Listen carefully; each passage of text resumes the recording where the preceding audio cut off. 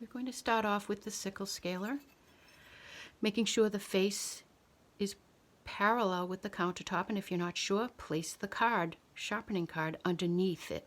You're making sure that your angulation is perfectly parallel when you're sharpening so that you don't cut into the brand new cutting edge you've just created or refabricated.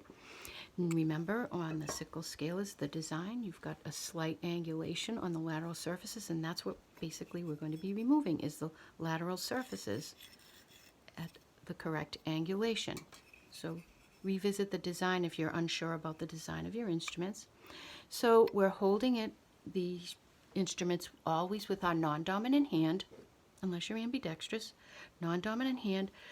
The card is in your dominant hand with your fingers at the edges, never at the top or the bottom, because you could slice into your fingers as you're moving up, ouch, and down, you see.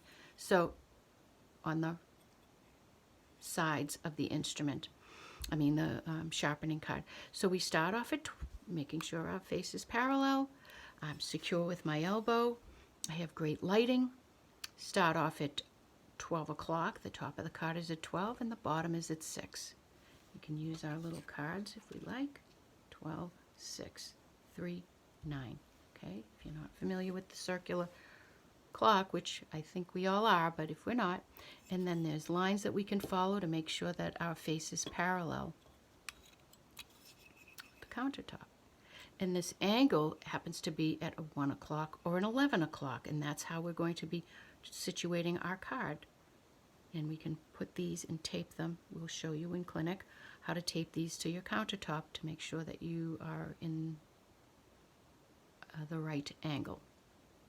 12 o'clock, we place it on our heel third first, and we work our way to the middle third and then toe third. And then we move 12 o'clock to 1 o'clock. You see this angle, 1 o'clock.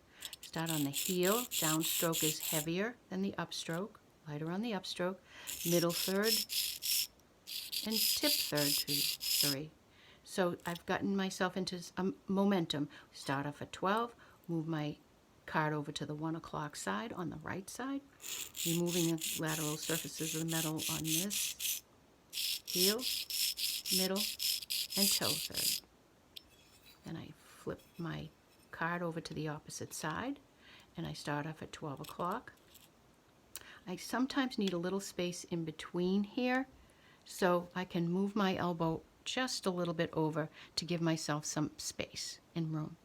So I start off at 12, move my card over to 11 o'clock this time. See, 11 o'clock.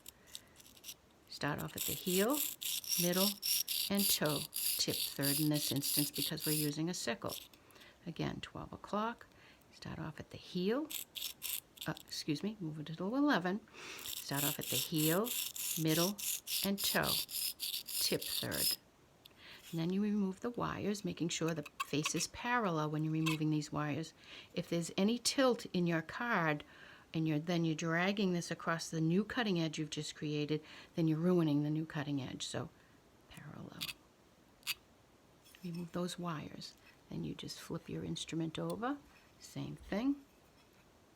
Face is parallel on the opposite side. This end happens to be the jacket.